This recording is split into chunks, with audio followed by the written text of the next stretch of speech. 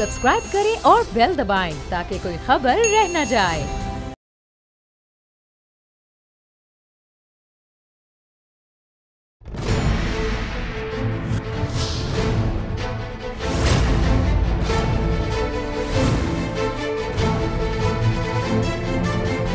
अस्सलाम वालेकुम, मैं नूरुल आरफीन सिद्दीकी और आप देख रहे हैं मेरी जंग। सद हज़ार शुक्र पाक परवरदिगार आलम की ज़ात बाबरकत का, जिसके कब्ज़े कुदरत में हमारी जान है, जो तमाम इज़्ज़तों और ज़िल्लतों का वाहिद अता करने वाला है।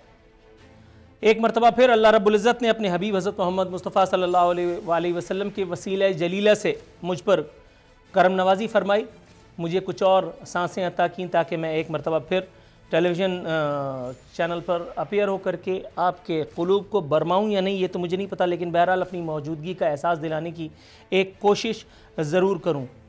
रब्बे काबा की शुक्रिया के बाद उन तमाम अफराद और इदारों का, हमारे सिक्योरिटी, हमारे इंटेलिजेंस इदारों का एक मरतबा फिर बाकायदा तौर पर शुक्र अदा करना चाहता हूँ, शुक्रिया अदा करना चाहता हूँ, खिराज अक़ीदत पेश करना चाहता हूँ उनकी फ़ालियत को, उनकी प्रोएक्टिवनेस को, जिसके सबब ये तमाम अफराद, ये तमाम कल्प्रिट्स जो मेरे आगे पीछे के लोगों से हैं, उनको काबू किया जा सका और इसे एक साजिश का पता चलाया जा सका। उसके बाद खुसूसी शुक्रिया बोल न्यूज़ की मैनेजमेंट, यहाँ के स्टाफ, हमारे कोलीग्स, तमाम कोवर्कर्स का, कि जिनकी वजह से, जिनकी एहसास दिलाने की वजह से, जिनकी हौसला अफजाई के सबब मैं एक मरतबा फिर आज आपके सामने टेलीविज़न स्क्रीन पर अपीयर हो पाया। उसके बाद finally last but not the least वाली बात है, मैं उन तमाम अफराद का, उन तमाम चाहने वालों का, प्रोग्राम देखने वालों का, दुआओं में याद रखने वालों का शुक्रिया अदा करना चाहता हूं, जिन्होंने इसे ख़बर पर तशवीश का इज़हार किया, मुझसे रब्ते की कोशिश की, रब्ता किया भी। मैं बावजूद किसी की कॉल ले सका, किसी की कॉल नहीं ले सका, किसी के मैसेज का जवाब कभी दे सका और कभी नहीं दे सका। लेकिन क्यों नहीं दे सका, मेरा ख़्याल है कि इसकी वजह, इसकी तौजीह आप बखूबी जानते हैं। आज एक मरतबा फिर आपकी खिदमत में लाए हैं हम हसन निसार साहब को, मारूफ सहाफ़ी, कॉलम निगार, दानिश्वर, मुहक्किक और न जाने क्या कुछ। कोशिश करेंगे कि उनसे गुफ्तगू करके वो जो एक स्ट्रेस है बिला वजह का, उसको हम जिसको कहते हैं दफन कर सकें, मुल्की मामलात पर कुछ सेर हासिल बहस कर सकें। जाते हैं हसन निसार साहब के पास। अस्सलाम वालेकुम हसन निसार साहब। सर, प्रोग्राम में आपको खुशामदीद कहते हैं, कैसे हैं आप? थैंक यू वेरी मच जी, मैं अल्हम्दुलिल्लाह ठीक हूँ। हसन निसार साहब, थोड़ा प्रॉब्लम चल रहा है, वो अल्लाह करेगा। बहुत मेहरबानी आपकी। जज़ाकुमुल्लाह खैर। सर, अल्लाह का शुक्र है सुम्मा अल्हम्दुलिल्लाह कि अल्लाह ताला ने एक मरतबा फिर आपका इंटरव्यू करने की सआदत भी बख्शी और वो भी ज़िंदा और खैर आफियत के साथ। तो बाकी तो चलता रहता है इंशाअल्लाह ताला। सर, ये मुझे बताइए, पाकिस्तान माशाल्लाह नया है, लेकिन यहाँ जो कुछ हो रहा है मेरा ख्याल है ये सब कुछ पहले भी हम देख चुके हैं। आज ज़्यादा नहीं, बस पेट्रोलियम मसनूआत की कीमतों में सिर्फ 25 रुपये का इजाफा हुआ है। लेकिन इत्मीनान की जो बात है वो ये कि अल्लाह का शुक्र है कि यहाँ कोई करप्शन नहीं हो रही, कोई करप्ट अनासर के साथ नरमी नहीं की जा रही। ये एक अलग बात है कि आवाम को रिलीफ मेरा ख्याल है कि नहीं मिल रहा, if I am not wrong.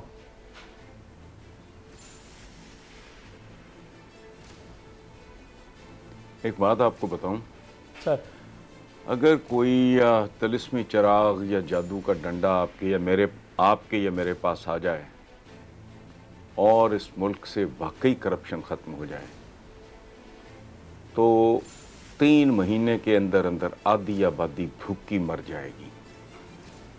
इस मुल्क की एक्चुअल रियल इकॉनमी है ही करप्शन। गवर्नमेंट फंक्शनरीज के आप इख्तियारात देखें, उनकी ताकत देखें और उनकी तनख्वाहें दूसरे पलड़े में रखें। कार्डियक अरेस्ट हो जाए बंदे को ये सोच के कि ये जिंदा कैसे है। एक सर्टेन परसेंटेज डेफिनेटली होती है जिनका पीछा तगड़ा होता है, को दाने घर से आ जाते हैं, या और तरह की कोई सपोर्ट होती है, कोई प्रॉपर्टी होती है, कोई रेंट पे दी हुई है, कोई ये वो। मेजॉरिटी तो नहीं है। आप तसव्वुर करें एक SHO की ताकत का, उसको एक अड्डा, SHO का जो भी जितना भी इलाका होता है, एक अड्डा जुए का, उसको उसकी तनख्वाह से कई गुना ज्यादा दे सकता है। एक कस्टम इंस्पेक्टर का उसकी औकात का इन टर्म्स ऑफ मनी, मैं हकारत से ये बात नहीं कर रहा, ड्रग इंस्पेक्टर का, एक्साइज इंस्पेक्टर का, इनकी तनख्वाहें देखें, इनके इख्तियारात देखें तो पागल हैं हम। कोई इसके लिए आपको कोई आइंस्टाइन होना जरूरी है, कोई न्यूटन होना जरूरी है? कुछ भी नहीं है, 2+2 भी नहीं है। ये तो आप एक मैट्रिक के बच्चे को रखें कि ये इख्तियारात हैं बेटा SHO के, या इंस्पेक्टर कस्टम्स, या ड्रग इंस्पेक्टर, बेटा इख्तियारात ये हैं और तनख्वाह ये है। वो बच्चा भी हंस पड़ेगा। तो आपने कहा करप्शन खत्म होगी, मैं समझ गया आप सटायर कर रहे थे। ये सटायर का केस भी नहीं है, द इंटायर सिस्टम। एंड जो मैंने जो मिसाल दी है, इसके लिए तो किसी चीज की जरूरत नहीं है, किसी गवर्नमेंट को ब्लेम नहीं कर रहा है। पाकिस्तान बनते ही बदकिस्मती ये हुई कि बाबाए कौम जैसा अपराइट आदमी, अनपरचेजेबल, इनकरप्टेबल और केपेबल आदमी, और ये मिथ है कि आदमी दयानतदार हो तो सब ठीक होता है, गलत है। मुझे बताएं, जुल्फकार अली भुट्टो बैकवर्ड जाएं पीछे, एक प्राइम मिनिस्टर बताएं, नाहल होंगे, फ्यूडल होंगे, जो भी थे, एक बताएं, एक भुट्टो के पीछे चलते जाएं, जरा नाम लें। चौधरी मोहम्मद अली करप्ट था, या चुंदरीगर करप्ट था, सोहरवर्दी करप्ट था। इसका मतलब है कि करप्शन जो है, फाइनेंशियल करप्शन, आपके जो पुलिस ऑफिसर्स दोस्त होंगे उनसे पूछ लें, जब ये बाहर कोर्सेज पे जाते हैं तो उनको पढ़ाया जाता है करप्शन की अक़साम है बहुत सारी। ये माली तौर पे ये कमीशन और किकबैक लेना करप्शन नहीं है। अच्छा, कायद रुखसत हो गए, बदनसीबी की इंतहा, पैदा होते ही जैसे बच्चे का बाप मर जाए, यह हुआ। उसके बाद इस मुल्क की बुनियादों में जाली क्लेम और जाली ज़ाब्तें आई। कभी गौर कर रहा, उतने सादात सऊदी अरेबिया में नहीं पाए जाते जहां जितने हमारे एक शहर में होते हैं। बहरहाल, सो ये जो आपने बात की है, ये मेरे एक दोस्त थे फारूक गिलानी, बहुत ही प्यारे दोस्त, वो बहुत सीनियर ब्यूरोक्रेट थे, मिनिस्ट्री ऑफ फाइनेंस में थे। वो असद गिलानी साहब के बेटे थे, जो जमात इस्लामी की तरफ से एक बार इलेक्ट हुए लाहौर से MNA, उनके वो साहबजादे थे। उनकी बेटी हैं, बड़ी खूबसूरत कॉलमिस्ट थी, बहुत ही अच्छी कॉलमिस्ट थी, मरियम गिलानी। वो रेलवेज में होती हैं, अब होती हैं कि नहीं मेरा देर से राब्ता नहीं। एक बार आए तो भाभी भी साथ थी, तो वो चली गई अंदर बेगम के पास, मैं और फारूक गप कर रहे थे। तो मैंने कहा यार सुना, वो एडिशनल सेक्रेटरी फाइनेंस या कोई इस तरह के थे उन दिनों में, joint secretary, additional secretary finance. तो एम बात करते करते मैंने कहा यार फारूक, मुल्क की इकॉनमी का बता यार। अच्छा, मेरा थोड़ा ये है, शौक है, चूँकि मेरी फॉर्मल एजुकेशन है इकोनॉमिक्स की। तो हंस के कहता है कि इस मुल्क की क्या इकॉनमी है, हर आदमी का हाथ दूसरे की जेब में है और हर इदारे का हाथ दूसरे इदारे की जेब में। जाओ जाके पता करो कि तुम्हारे गवर्नर हाउसेज या प्रेसिडेंट हाउसेज या प्राइम मिनिस्टर हाउसेज, इन्होंने बैपड़ा के कितने कितने बिल देने होते हैं, है कोई जाके इनकी बिजली काटने वाला? तो ये जो बात आपने की है, मैंने कहा ना कि अगर अलादीन का चिराग या कोई जादू का डंडा और रातों रात हम करप्शन खत्म कर दें तो मैक्सिमम 3 मंथ्स। सर अब तो खैर 3 महीने से भी ज्यादा हो चुका है। अपोजिशन का ये कहना है, बात ठीक है आपकी, अपोजिशन का ये कहना है कि अवाम पर पेट्रोल बम चलाकर माफिया को लूटने का लाइसेंस दे दिया गया। अपोजिशन का काम ही मुखालफत होता है, इसलिए इस बयान को हम नज़रअंदाज कर सकते हैं। मगर अली मोहम्मद खान साहब के बयान का मैं क्या करूं, जो बता रहा है कि पेट्रोलियम कीमतें बढ़ाने का वक्त दुरुस्त नहीं। साथ ही एक खबर मुझे बताती है कि कीमतें बढ़ाने का फैसला 1 महीना खत्म होने से भी पहले और ओगरा की सिफारिश के बगैर कर लिया गया। लेकिन वफाकी वज़ीर तवानाई मुसिर हैं कि पाकिस्तान में पेट्रोलियम मसनूआत की कीमतों में इजाफा हमारी मजबूरी है। कीमतें पूरे खित्ते में अब भी कम हैं। जबकि एक और खबर जो मेरे सामने पड़ी है बताती है कि हुकूमत 1 लीटर पेट्रोल पर 47 रुपए टैक्स वसूल कर रही है। अगर आप अपनी याददाश्तों को खंगालें तो माजी में बहुत बड़े बड़े दानिश्वरों के असम्बली में या जो है वो मुजाहरों में किए जाने वाले तकरीरें, बयानात अपने जहनों में ताज़ा करें। पेट्रोल 50 रुपये से कम का आपको मिलना चाहिए, नहीं मिल रहा। ये सारा बयान मैंने आपके सामने खिदमत में पूरा एक सिनेरियो पेश कर दिया, क्या करें?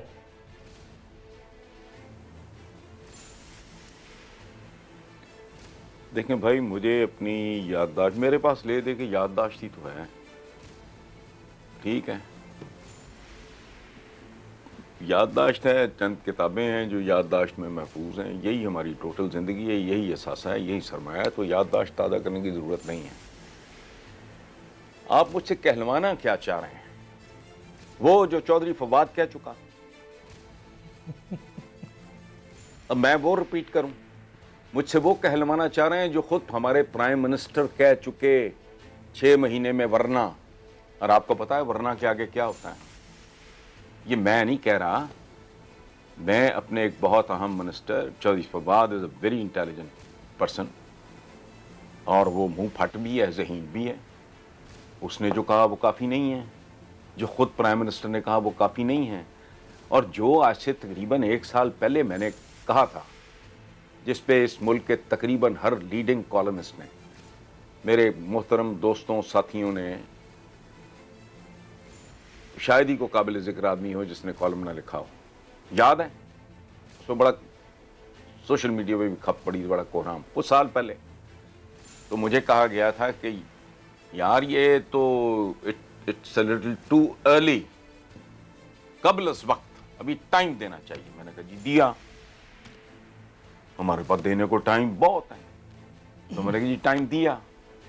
अब रिसेंटली जो चौधरी फवाद और उसके बाद जो मीटिंग हुई और जिसमें प्राइम मिनिस्टर ने कहा कि 6 महीने वरना, उस पर मैंने लिखा कि तब जब मैं फटा था, तब जब मैं बोला था, तो मुझे कहा गया था ये कबलज वक्त है। तो मुझे यूं लगता है आप जो कुछ कह रहे हो अब, ये बाद अज वक्त है। और एक बात और सुनने,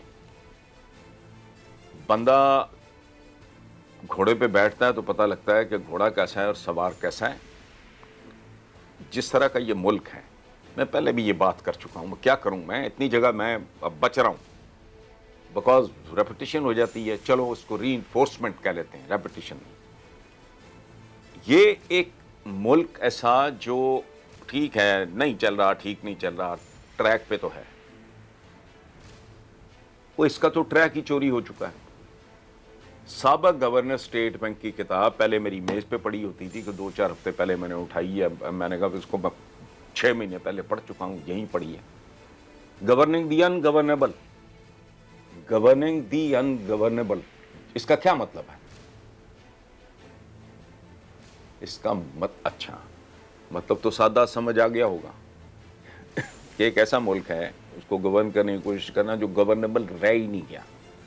अब एक कदम आगे चलें, ये मामला गवर्नेंस वहां होती है जहां चीजें ठीक ना चल रही हूं, ढीली ढाली चल रही हूं। यहां तो चल ही नहीं रही, यहां तो ट्रैक, आपने बात की ऑपोजिशन की, वो खुदा का वास्ता, ये ठीक है, ये हैं हाजिर सर्विस विलन, पीटीआई हाजिर सर्विस विलन है, ये सारे प्रेम चोपड़े हैं। लेकिन इससे पहले जो अमजद खान गुजर गए हैं, जो प्राण गुजर गया है, वो कैसे भूल गए आप? देखो, चीजें ना बसती हैं ना उजड़ती हैं रातों रात। बिल्कुल, खंडर को खंडर इसीलिए कहते हैं। ये रातों रात थोड़ी है कि आपने नीचे को बारूद भरा और एक बिल्डिंग है कि जी अपनी एज पूरी कर चुकी है, 100 साल इसकी एज थी, हो गई है, और आज हम इसको डिमोलिश कर रहे हैं। एक बटन आप दबाते हो, डिमोलिश हो जाती है। मुल्क और माशरे ना ओवरनाइट बनते हैं, ना डिमोलिश होते हैं ओवरनाइट। इसमें सबने रज के हिस्सा डाला, रज के हिस्सा डाला। ये तो इनकॉम्पिटेंट ना, हाँ मैं भी बात कर रहा था गवर्निंग दी अनगवर्नेबल।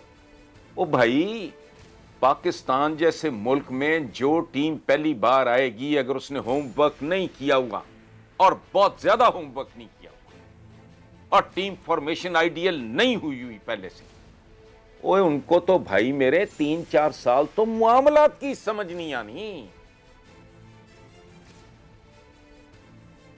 सर। तो आप, मैं चूंकि साल पहले फटा था इसलिए मैं थोड़ा सा क्रेडिट खुद को इसलिए देता हूं कि मैंने भांप लिया था। वो पालने का कहते हैं ना कि मैं पूत के पांव पालने में पता लग जाते हैं, तो मुझे उस वक्त ही ना तो मैं थोड़ा सा रैश हो गया या अर्ली कह लें। तब लोगों ने कहा मुझे, मैंने कहा हर तरफ से आवाज आ रही है और एक और खौफ, मैं बाकायदा ब्लैकमेल हुआ अपने दोस्तों के हाथों। उन्होंने कहा इसका सारा एडवांटेज तो उन लोगों को जाएगा जो पहले मुल्क खा गए। मैंने से कहते हैं हाथ थौला करना, मैंने भाई कर लिया। अब ये इन सवाल जवाब से क्या निकालना है? अगर कोई ढंग की बात सुननी है तो वो सुन लें।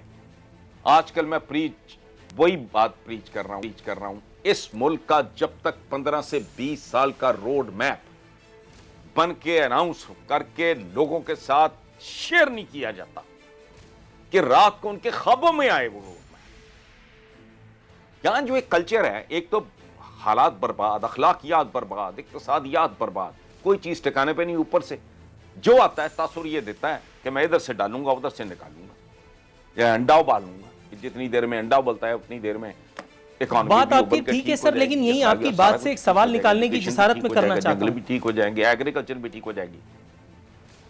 सर आपने कहा खान साहब का रेफरेंस दिया, फवाद चौधरी साहब का आपने रेफरेंस दिया और आपने कहा कि उन्होंने वाज़ेह तौर पर नविश्ता दीवार की जानिब इशारा किया है। लेकिन दूसरी जानिब जब हम काबीना अरकान के उनके रवैये देखते हैं, उनके बयानात जो छप रहे होते हैं, जो इंटरव्यूज़ वो दे रहे होते हैं टेलीविज़न पे, वो जब देखते हैं तो वो एक इंतहाई 180 डिग्री का जो है उसमें तजाद होता है। मेरे सामने एक बयान पड़ा, एक वज़ीर का फरमा रहे हैं अनकरीब आवाम को सस्ती चीनी मिलेगी, और आगे लिखा है पाकिस्तान हर फोरम पर भारतीय बर्बरियत सामने लाता रहेगा। सर भारत को कोसने से पहले अगर हम ये देख लें कि हम खुद अपने अवाम के साथ क्या कर रहे हैं। पेट्रोल बहरान हुआ, वज़ीर आज़म ने नोटिस लिया, लाइसेंस तक कैंसिल करने के सख्त तरीन अहकाम जारी कर दिए। मैं अभी तक मुंतज़िर हूँ किसी एक कंपनी की तरफ से कोई मामला होगा, वो स्टे ऑर्डर लेने के लिए जा रहे थे, अभी तक कोई ऐसी चीज़ नहीं है। चीनी बहरान हुआ, उसकी रिपोर्ट फाइल हुई, उसके बाद जो मरकज़ी किरदार तो नहीं, बहरहाल एक किरदार थे जहांगीर तरीन साहब, वो बैरून मुल्क जा करके अपने फार्म हाउस में बैठे हैं। एहतसाब की यहाँ बातें हो रही हैं। सर किसका एहतसाब होगा, वो तो वहाँ बैठे हैं। यहाँ पेट्रोल शॉर्ट हो जाता है, चीनी वालों को कोई पता नहीं चलता। सुप्रीम कोर्ट कह रही है, चीफ जस्टिस कह रहे हैं, मेरे सामने पड़ा है बयान के अदविया साज इदारों का बहुत बड़ा माफिया, हुकूमत में फैसला करने की हिम्मत नहीं। चीफ जस्टिस, कंपनियां खाम माल की खरीदारी के नाम पर सारा मुनाफा बाहर भेज देती हैं, ड्रग रेगुलेटरी अथॉरिटी क्या कर रही है? वो ठीक है, वो छोड़ें ये बरोस के धंधे हैं, अखबार भरे पड़े इस गंद बला से। और ये जो शुगर वुगर की रिपोर्ट है ना, उसको ज़रा और तरीके से देखें। मेरे साथ वैसे बैठें, ये फैशन बन गया है बात करना। ओ भाई इलीगल क्या था? इलीगैलिटी कहाँ है वहाँ? वो भी सब्सिडियाँ ली हैं, दी गई हैं तो ली हैं। मैंने आपसे गन पॉइंट पे कुछ छीना है, मैंने को डाका डाला है, को राजनी की है? नहीं। पूरी दुनिया में लॉबीज काम करती हैं। दुनिया में असले की लॉबी इतनी खौफनाक है जिसका हिसाब कोई नहीं। दुनिया में सोयाबीन की लॉबी इतनी ताकतवर है। जो असला फरोश लोग हैं, ये जो लॉबीज होती हैं मुल्कों में, कहाँ गई मजदा शजदा? वो किधर गई सारी गाड़ियाँ? पाकिस्तान बना है जब हमने होश संभाली है, ये मेड इन इंग्लैंड होती थी, मॉरिस वगैरह, ओपल कैपिटान, ये वो इस तरह की गाड़ियाँ जो फ्यूडल्स होते थे उनके पास होती थी। ये शेवरले, कैडिलैक, इस तरह की गाड़ियाँ होती थी। किधर गई? लॉबीज होती हैं मुल्क के अंदर भी। भाई मैं जो चीनी बेचता हूँ, आप शक्कर बेचते हैं, को फलाना गुड़ बेच रहा है, को फलाना, वो ठीक है। किन किन को खरीदा गया? कौन कौन लोग थे जिन्होंने वो सारा नेटवर्किंग की है? लॉबी तो हक है। कौन सी बड़ी कंपनी है इस मुल्क की बताएं जिनके रेस्ट हाउसेस नहीं हैं और वहां लोगों को एंटरटेन नहीं किया जाता है इस्लामाबाद में? बताएं मुझे किसका नहीं है?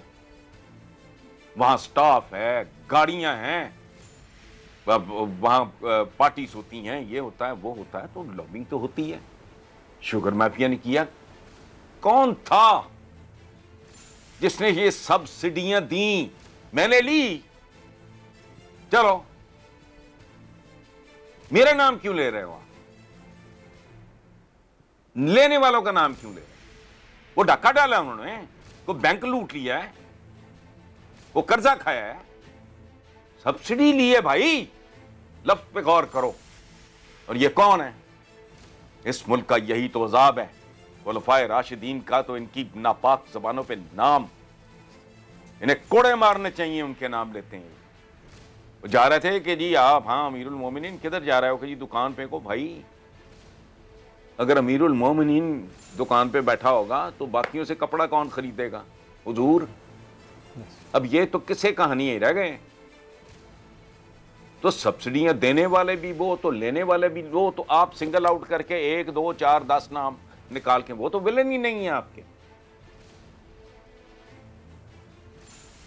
ये प्रॉब्लम है हम लोगों का। चोरों को छोड़ो, चोरों की मां का जिक्र करो।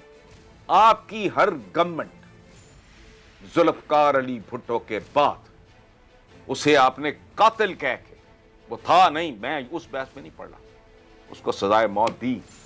किसी को जरूरत हुई कहे कि इसने बाहर जायदाद बनाई है, बाहर इसने ये किया है, को सरे महल लिया है, ये एमन फील्ड है इसका, या इसके नेकलेस की कोई दास्तान है बेगम नुसरत भुट्टो, बताएं।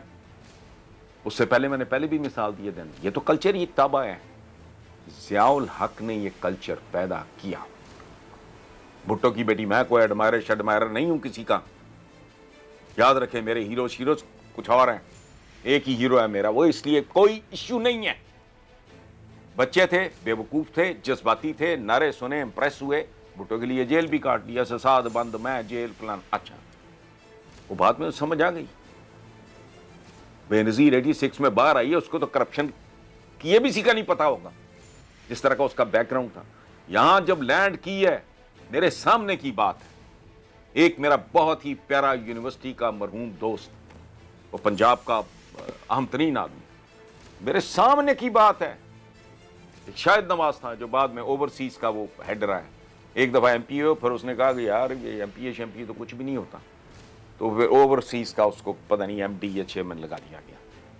मेरे सामने उन्होंने वो पीटे बाकायदा कि बीबी, if we get an opportunity तो please make sure that we can make some money. ये तो आदमी पैसे का पॉलिटिक्स रह ही नहीं गई, ये तो सिर्फ पैसा है, वरना हम जलील हो जाएंगे। ये कल्चर बनाया। फिर ये कल्चर किसने बनाया? 3 प्लॉट ले लो। ये जर्नलिस्ट को कभी सुना था?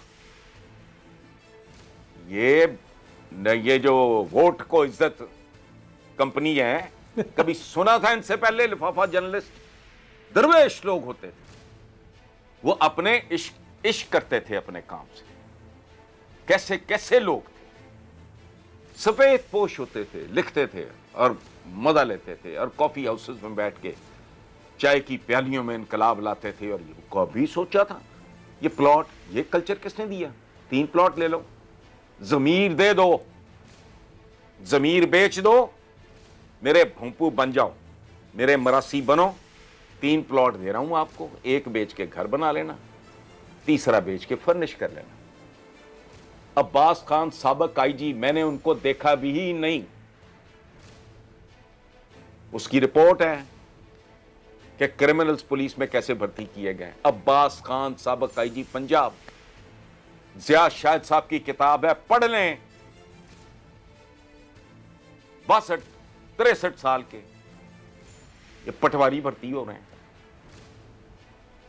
पुलिस को वांटेड बंदे ट्रेनिंग के लिए स्याला भेजे जा रहे हैं, वो बसें भर के आ गए महीने बाद कि हमसे नहीं होती ट्रेनिंग, हमें पोस्टिंग दो, वो दी गई। इस मुल्क के कल्चर का आपने कोई इदारा नहीं छोड़ा, बंदा नहीं छोड़ा। अब ये सारा गंद, ये नालायक हैं। वो आप लोग तो आज बात कर रहे हो भाई, साल पहले वायरल हुआ,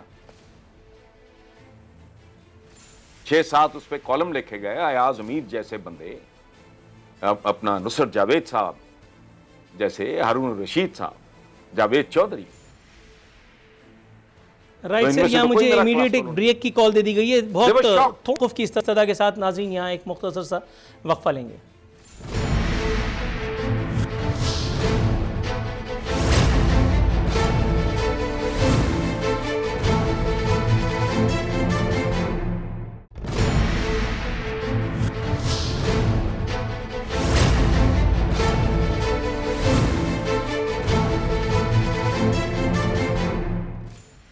वेलकम बैक नाजरीन। बदस्तूर हमारे साथ मौजूद हैं हसन निसार साहब। हसन निसार साहब, सर खबरें तो और भी बहुत सारी हैं, मौज़ूआत और भी बहुत है जिनका अहाता आज करना मकसूद है सर, लेकिन एक खुशी की खबर बहरहाल आपसे शेयर करता चलूँ, ज़रा इस पर भी हमें ज़रा थोड़ा सा इनलाइटन कीजिए।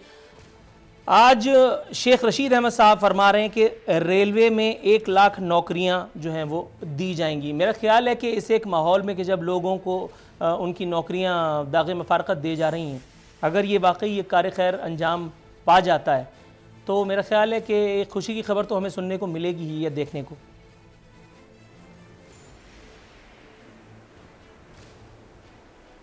चलें, मुबारक हो आपको, आपको खुशी ही लगती है। मुझे स्टील मिल वालों का दुख है। ये फिर झूठ का एक और तरह का कारोबार है मेरे भाई, ऐसे नहीं होता। यूसुफ रजा गिलानी का तकिया कलाम बना हुआ। मैं सोचता हूँ पढ़ा लिखा खानदानी आदमी है, तू कैसी बात कर रहा है कि मैंने जेल काटी थी नौकरियां देने पे। नौकरियां देने पे जेल मैं 1000 बार काटने को तैयार हूँ। ये क्या है, एक छिछोरा सा घटिया सी फिल्म का जुमला है। ओ भाई, जहां 100 बंदे की जरूरत है वहां 500 1000 ठोक दोगे ना, अल्टीमेटली वो 100 भी फारिग हो जाएगा। ये आज नहीं कह रहा मैं, ये स्टील मिल तो जुमा 8 दिन पहले बोले हैं। किधर गए वो सब फारिग? पीआईए का क्या बर्बाद किया आपने। Air hostess, last when I was travelling, वो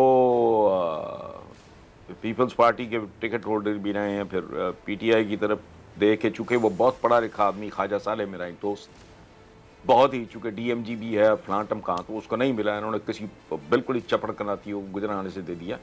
वी वर ट्रैवलिंग लंदन, तो मुझे ख्वाजा साले कहते हैं कि यार ये हसन साहब, इस जहाज में इस साइज का क्रू होना चाहिए। ये कम से कम 1.5 गुना है। टक्करा मार दिए फिर रही ने एयर होस्टेस आपस में। नौकरी देना है, ये क्या लोग हो, क्या कैलिबर है इनका, क्या डेप्थ है इनमें। नौकरियां देना, 1 करोड़ देंगे, 10 लाख देंगे, तो ये क्या कल्चर है, नौकरियां देना। स्टील मिल से जो निकाल रहे हो उनका क्या करना है। अब मैं बिट्स एंड पीसेस में देखूं, मैं तो पूरा मुल्क देख रहा हूं। देखो ना, एक जगह आपने अब लाहौर का जो ओवरऑल, हाँ, फिरदौस मार्केट के बाद बन रहा है अंडरपास, उस पर फोकस करके बात करते हैं तो बहुत अच्छा काम हो रहा है लाहौर में। उसके बाद ये शाह काम शुरू करेंगे, बहुत अच्छा हो रहा है। But what about the rest? इधर तो आप दे दोगे लाख, उधर से कितना निकाल रहे हो? तो ये, और एक और बात प्लीज, मैं साइड्स वाइड्स का आदमी नहीं हूं, मैं पहली बार मैं कोई शौकिया फनकार नहीं हूं। जिंदगी के 35-40 साल इस काम को दिए हैं, 27-28 साल हो गए कॉलम लिखते हुए। अल्हम्दुलिल्लाह किसी की जरूरत नहीं है उंगली उठाने की, तो मैं साइड अबाइड नहीं। ये कमाल हो गया, एक से बढ़ के एक दुश्मन ऊपर से आ गए, वो जिन्होंने होमवर्क ही नहीं किया था। मेरा तो इनसे मेरा गुस्सा और गिला है ही ये, और तो कुछ नहीं। I was not expecting any miracles और एनी वंडर्स एट ऑल। इतनी कॉमन सेंस थी, मुझे पता था कि यार इट विल टेक टाइम। जब मुझे ये समझ आई कि इधर तो किसी को पता ही कुछ नहीं, मैं कसमन आपको कह रहा हूं कि मेरा ये यकीन था, यकीन, मुबालगा ना हो जाए, वरना आप समझो मेरा सियासी ईमान जो था ना वो की हद तक था कि ये पीटीआई के प्रोफेशनल्स, टेक्नोक्रेट्स, ये वो लोग बैठे होंगे, भले कोई 4 कनाडा में बैठे हों, कुछ 6 यूएस में 10 बैठे हों, कोई इंग्लैंड में, पूरी दुनिया में एक फॉलोइंग है बंदे की, वो लोग बैठ के कर रहे होंगे यार एग्रीकल्चर इस मुल्क की, उसके साथ क्या करना है। हम चपड़ कनातियों की तरह रुई बेच रहे हैं, कॉटन एक्सपोर्टर, मत ये कपड़ा, बनियाने, चड्डियां बेच रहे हैं। वो जमाना देखो किधर जा रहा है, कोई इंजीनियरिंग गुड्स की तरफ आओ। मेरा ख्याल था एक काम बड़ा आला हो रहा होगा, बैठे होंगे लोग, इनको सारी अब ये कह रहे हैं कि ये बेड़ा गर्क कर गए हैं। वो मुझे तो भाई घर बैठे मैं तो सोशलाइज करता ही नहीं, मैं तो मिलता जुलता हूँ ही नहीं लोगों से। तब भी मुझे घर बैठे पता था कि सूरत हाल क्या है, आपको भी पता होगी, अखबारें भरी होती थी क्या कर गई है नून लीग, क्या कर गए हैं पीपल्स पार्टी वाले। तो उसमें कौन, तो मुझे अंदाजा था कि इनको तो बिल्कुल पता होगा, और पता होगा तो कल जाके इससे निपटना कैसे उसकी तैयारी भी हो रही होगी। I was such a bloody fool, I was an idiot. घर बैठे ही मैंने अज्यूम कर लिया कि ये हो रहा होगा। ओ भाई, मुझे जब एक जमाने में बेनज़ीर भुट्टो ने कहा टेक ओवर कर लिया मसावाद, तो मैंने हाथ जोड़ दिए, मैंने कहा बीबी मेरी दुनिया नहीं है, मैं पीरियडिकल्स का आदमी, मेरे से कोई वीकली दो मैं उसको आसमान पे पहुंचा दूंगा, आप मुझे को मंथली मैगजीन दो। डेली जर्नलिज्म का तो मेरा एक्सपोजर ही सिफर है। मैं को पागल हूं? मैं 4 दिन 6 दिन साल 2 साल करके बाद में जलील होके आ जाऊं? मैं तो नहीं हाथ लगाता इस काम को भाई, जिसका मुझे पता ही नहीं है। तो मेरे तो वहमो गुमान में भी नहीं था। अपरेंटली ब्राइट लोग, असद उमर बाद में तो आए, मैं रेडिक्यूल मैंने बहुत किया उसको कि लंबे कद के अलावा बाकी है ही कुछ नहीं इनके पास। लंबे कद हैं या लंबे बाल हैं, एक और है वो बाल उसके लंबे हैं। 3 चीज़ें लंबी हैं इनकी, या इनके कद लंबे हैं, या इनके गेसू लंबे हैं, या इनकी ज़ुबानें लंबी हैं, बाकी काम कोई नहीं। तो मेरा ख्याल था ये स्मार्ट पढ़े लिखे अंग्रेजी मार्का से लोग हैं, तो वे तो बेसिक कॉमन सेंस है। सर थोड़ा सा बात को आगे बढ़ाते हैं। एक शहर नापुरसान हाल कराची के बारे में भी अगर गुफ्तगू हो जाए तो अच्छा होगा। कराची में भी लोग आपको जाहिर है कि सुन रहे होंगे। एक खबर मुझे बता रही है, बल्कि मैं तो झेल रहा हूँ, कराची में बदतरीन लोड शेडिंग का दौरानिया 15 घंटे तक जा पहुँचा। लोग टक्करें मारते फिर रहे हैं। कुछ लोगों का ये कहना है कि जो क्वारंटाइन में लोग हैं उनके साथ ज़्यादती हो रही है, उनकी ज़िंदगियों से खेला जा रहा है, और पता नहीं क्या क्या कुछ बातें हो रही हैं जज्बाती। कुछ सड़कों पे एहतजाज हो रहा है, कुछ जगहों पे शायद पथराव वगैरह भी हुआ है। आवाम इधर उधर लोगों को ढूंढते फिर रहे हैं, लेकिन जिनको उन्होंने मुंतखब किया है वो हाथ नहीं आ रहे हस्ब साबिक। सर विफाक से बात की जाए तो विफाक कहता है ये सूबे का मामला है, सूबे से बात की जाए तो वो कहते हैं कि विफाक का मामला है। ताहम इस एक माहौल में अज़राह तफन्नुनी मेरे ख्याल ये बयान जारी हुआ है, लिखा है कि गवर्नर का गैर एलानिया लोड शेडिंग पर सख्त इजहार बरहमी। मेरा ख्याल है कि मुतल्लिका इदारा भी इस पे चुप करके हंस रहा होगा। आप अगर इस बारे में कुछ इंकशाफ करना चाहें।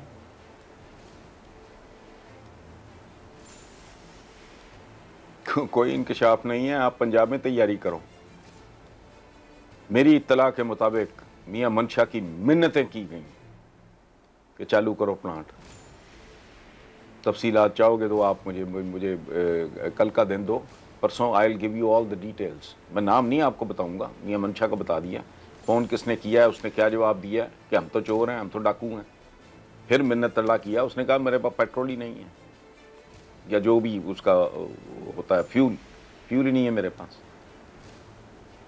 कल का दिन दें, लेकिन मुझे प्रोग्राम के बाद याद कराएं क्या आई नीड दीज फैक्ट्स, तो I will give you the facts. Right. मुझे चूंकि इस तरह की क्लैरिकल बातों में दिलचस्पी नहीं होती, ठीक है, इसलिए मैं उनको अव्वल तो सुनता नहीं हूँ, सुनूँ तो याद नहीं रखता। मैं और तरह का और तरीके से देखने सोचने और बात करने वाला आदमी हूँ। तो ये बाकी का खैर मनाओ भाई। और रह गई कराची, तो एक बात याद देख, मेरे तो नसीब में लिखा हुआ, मैं तो इतराफ़ कर रहा हूँ आपके प्रोग्राम, मेरे तो माथे पे लिखा है मैं उल्लू का पट्टा हूँ, ख़त्म। मैं तो बेवकूफ़ बनता ही आया हूँ। लोग कहते हैं मायूसी फैलाना, मायूसी फैलाना, मेरे जैसा तो अहमक उम्मीद परस्ताई कोई नहीं, जिसने थर्ड फोर्स के ख्वाब देखे। कोई था बंदा इस मुल्क में, कोई एक आदमी है जिसने सैकड़ों कॉलम लिखे हों? पीटीआई के बनने से पहले मजीद निज़ामी साहब ने कहा, मेरी किताब पे दिबाचा है कॉलमों का, 27 साल पहले जो मजमूआ, उस पर निज़ामी साहब ने लिखा कि ये पॉपुलर है लेकिन ये आइडियलिस्ट है, ये मिसालियत पसंद आदमी है, ख्वाबों की दुनिया का आदमी, ये थर्ड फोर्स बनाने चला। तब मैं कहता था कि ये दोनों ईवल हैं। बेनज़ीर भुट्टो, अल्लाह उन्हें गरीक रहमत करे, माफ़ फरमाए उनको, वो मैं कहता था कि जेंडर का फ़र्क है इन दोनों में, एक छुरा है एक छुरी है, एक खड्डा है एक खाई है। जाएँ खबरें की फाइलें उठा के देख लें, वरना मेरे पुराने कॉलम्स की किताबें हैं वो उठा के देख लें। अब इनसे उम्मीदें थी, यही हाल कराची का है। वो कहते, हमारे बुजुर्ग कहा करते थे कि हाथों से लगाई हुई गांठें दांतों से खोलनी पड़ती हैं। सो अब सारे ही खोल रहे हैं, अपनी अपनी बारी का इंतजार करें कहां तक जाता है। मैंने तो उन तक से उम्मीद लगाई, और मैंने उन तक से उम्मीद लगाई जिनको कहते थे ये फलां हैं टमकां हैं तो ये है तो वो है। मैंने कहा नहीं, खोपड़ी अपनी महदूद है ना, दिल साफ सुथरा, जमीन पे बोझ नहीं है। क्यों यार, पहली दफा मिडिल क्लास वाले, एक जमात इस्लामी थी, उनका चूंकि वर्ल्ड व्यू ही बड़ा बेचारा बोगस है, बहुत ही बोगस है, बहुत ही बोगस है। गैर बंदे बहुत प्यारे हैं, वो सिराजुल हक हों, मेरा यानी अंदाज़ा लगाएं मेरी क्या अकीदत और मोहब्बत का आलम होगा काजी हुसैन अहमद साहब से कि when I was blessed with a daughter, तो मैंने सोचा था कि मैं खुद अजान दूंगा, कोई पेशावर मुल्ला ना आके ये कहा। तो जब मुझे पता चला कि वो मिलने आ रहे हैं हॉस्पिटल में, तो आई रिक्वेस्टेड हिम, माशाअल्लाह, उनकी फैमिली को भी पता है, अमीरुल अजीम साहब भी साथ थे, तो मैंने काजी साहब सोचा था मैं खुद अजान दूंगा, आप मतलब ये कि जमात इस्लामी, लेकिन उनके लक्षण नहीं है इक़्तिदार में आने वाले बंदे, वो भले लोग हैं, सही लोग हैं। तो मैंने कहा यार ये MQM में जान पड़ी है तो यार ये कहीं नेशनल लेवल पे भी खड़े हो जाएं। क्यों, मेरी फूफी दे पुत्र सन, मेरा उनके सवाए इसके कि यार ये मिडिल क्लास, ये पहली बार इस तरह ऑर्गेनाइज और तगड़े हो के मुझे lower middle class upper middle class तक के लोग, no feudals, nothing of the sort, ये गंदे बंदे नापाक लोगों से पाक हैं। और चलो अगर कुछ चार जराइम भी कर रहे हैं तो यार इनको वो कहते हैं ना कि इतना इनको लाइसेंस मिलना चाहिए, पहली बार ये इक़्तिदार और ताकत देख रहे हैं, तो अगर ये दुलतियाँ भी चार झाड़ते हैं तो कोई बात नहीं बर्दाश्त करने। What happened? तो आपका क्या ख्याल है कि मेरा क्या लेना देना था? मेरा तो, मुझे तो क्रिकेट की समझ ही नहीं है, मैं तो I don't like cricket at all. ये सारी अंग्रेज़ों की थूकी हुई गेमें हैं। इस मुल्क में गेम जेन्युइन बताएं, गुल्ली डंडे मंडे छोड़ के, ये जो फुटबॉल है, ये जो गोल्फ खेलते हैं आप, ये जो टेबल टेनिस है, ये जो बैडमिंटन है, ये जो लॉन टेनिस है, वो अपनी गेम तो एक बताएं। मैं तो इसलिए चिढ़ता हूँ वैसे ही, तो इसलिए अगर मुझे क्रिकेट, मुझे क्या पता हीरो है क्या है, मुझे इतना पता था कि एक पॉपुलर आदमी है। उसकी एक लंबी बैकग्राउंड वो फिर कभी करेंगे। राइट सर, यहाँ एक अनफॉर्चुनेटली एक और आ चुका है हसन निसार साहब, गुफ्तगू जारी है, लेकिन यहाँ एक और ब्रेक प्रोग्राम में शामिल करेंगे। ब्रेक के बाद हाजिर होते हैं।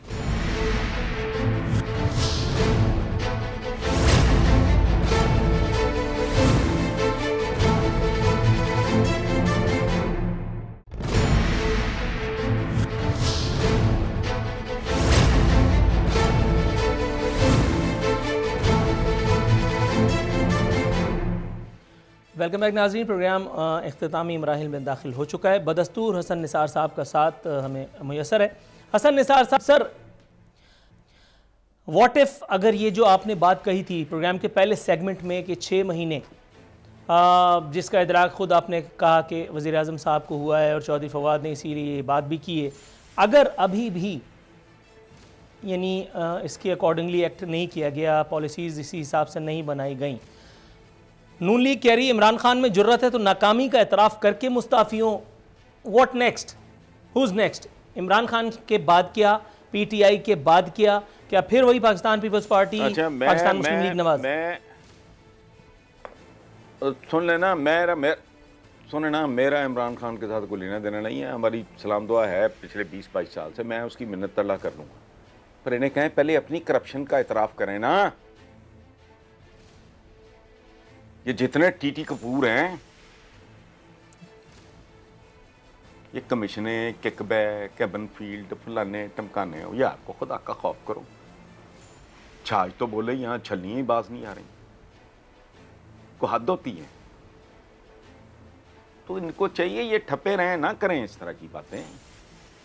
वो खलील जिब्रान ने कहा था कि ऐसे उंगली उठाई किसी पे, तो उसने कहा गौर कर, बाकी उंगलियां हाथ की तेरे अपनी तरफ उठी हुई हैं, इसलिए वो इनको छोड़ें ये क्या कह रहे हैं। लेकिन मैं, अच्छा मुझे नहीं कोई परवाह होता क्या है, चूंकि मुझे पता है कुछ भी नहीं होना, ये बद से बदतर होना है। सिर्फ एक, there is only one way out. 15 साल मिनिमम का रोड मैप एडवर्टाइज करो, 15 साल का रोड मैप। देखो बात सुनो, आप मैं ये बात, मुझे कोई दिलचस्पी नहीं है कौन क्या कर रहा है, कितना सवा सत्यानाश होगा, क्योंकि I can expect anything now.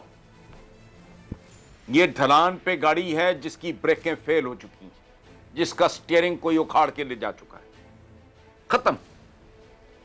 ये इकोनॉमियां शिकोनॉमियां, ओ अखलाकियात देखो, आपका हाल तो देखो, किधर खड़े हो। एक हवाई जहाज जो होता है वो एक मोहल्ला होता है पूरा, 100-150 सवारी नहीं, 100-150 घर होता है वो। उनके लाइसेंसेस जाली, उनकी डिग्रियां जाली। वो ये क्या है? दूध आपका केमिकल से बनता है, वहां मुहज़्ज़ब दुनिया में गायें दूध देती हैं, यहां मरे हुए जानवरों की अंतड़ियों से ऑयल बनता है जिसमें खाने बनते हैं। ये चौकों चौराहों पे ये जो बर्गर मर्गर बन रहे होते हैं, क्या कर रहे हो आप इस एनवायरनमेंट में? रोड में 15 साल एक पूरी नस्ल। प्राइमरी पे फोकस करो, बंद करो यूनिवर्सिटियां बनानी। एमए पॉलिटिकल साइंस ही नहीं पैदा होने बंद होते, एमए उर्दू बकोटा रखो कि भाई ये रिक्वायरमेंट है, इतने एमए पॉलिटिकल साइंस, इतने एमए फलां, इतने एमए फलां। ये एमए शमे प्राइमरी एजुकेशन पे फोकस करो, उसको उठाओ। तो इधर क्या है?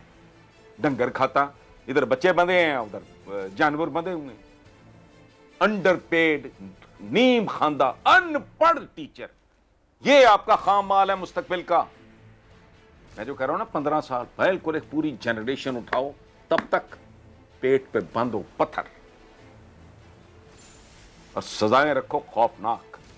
कैरेट एंड स्टिक वाला मामला जो है ना, मुहावरा। सर आप जो कह रहे हैं, मैं इसी में से एक सवाल निकाल करके जरा थोड़ा सा तशफ़ी चाह रहा हूं अपनी।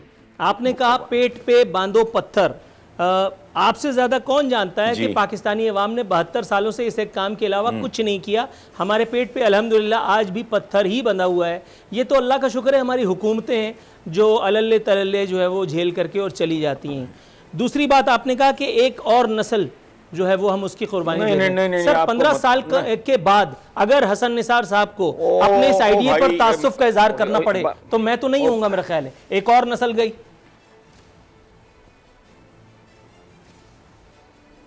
नहीं, आप तो फिर होंगे। मुझे अपना पता है 15 साल बाद कि मैंने डेफिनेटली नहीं होना, और मैंने अपने प्रोग्राम में कहा था कि मेरी कब्र पे जूते मारना। आपने दोनों बातें गलत की हैं। पेट पे पत्थर जैसे हमारे बंदे, ये आवारगी, बदमाशी, गुंडागर्दी, अवाम दुश्मनी का नतीजा है। पेट पे पत्थर बांधना ग़ज़वा खंदक की सुन्नत है। You need to have a cause, you have to be focused. पत्थर बांधना है भाई।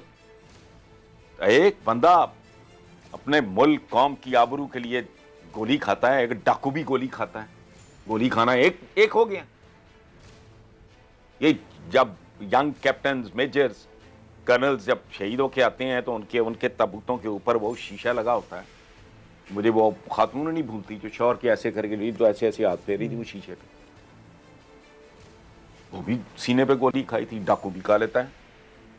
अब पत्थर बांधना सिंबॉलिक बात है, इसका एक मतलब है।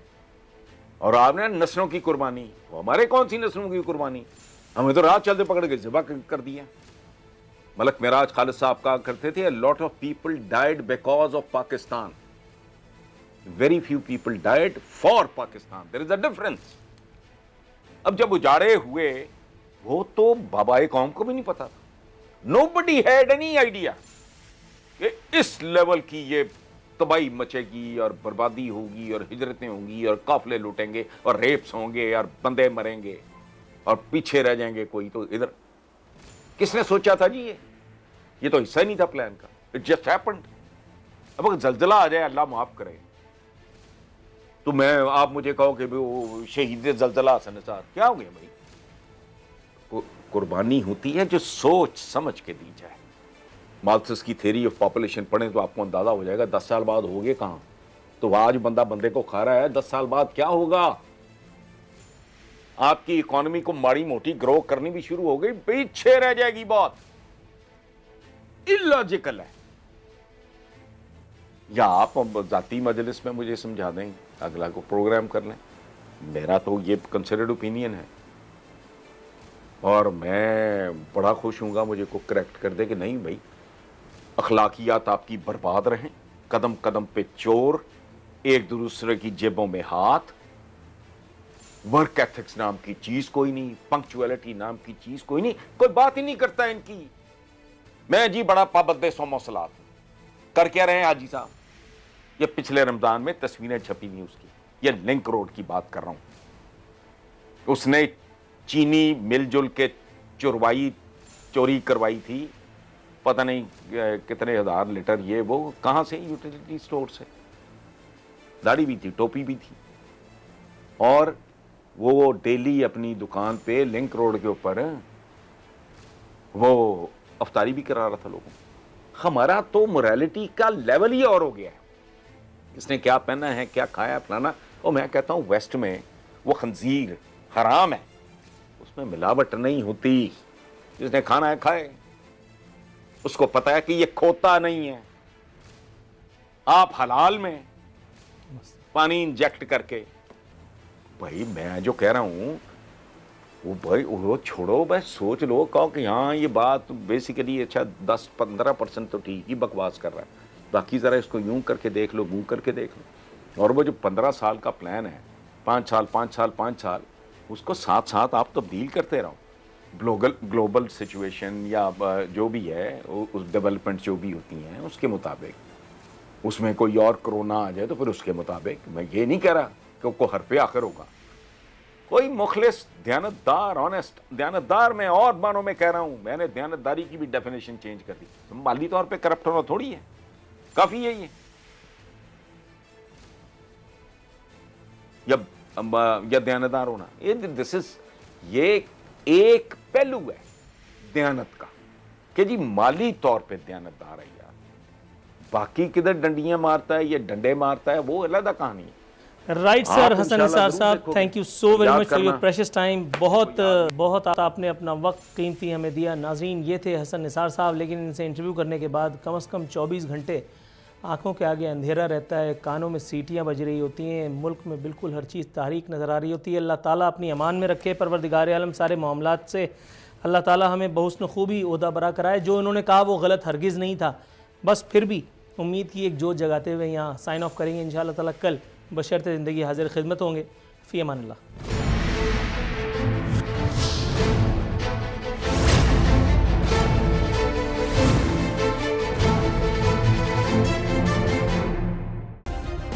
सब्सक्राइब करें और बेल दबाएं ताकि कोई खबर रह न जाए।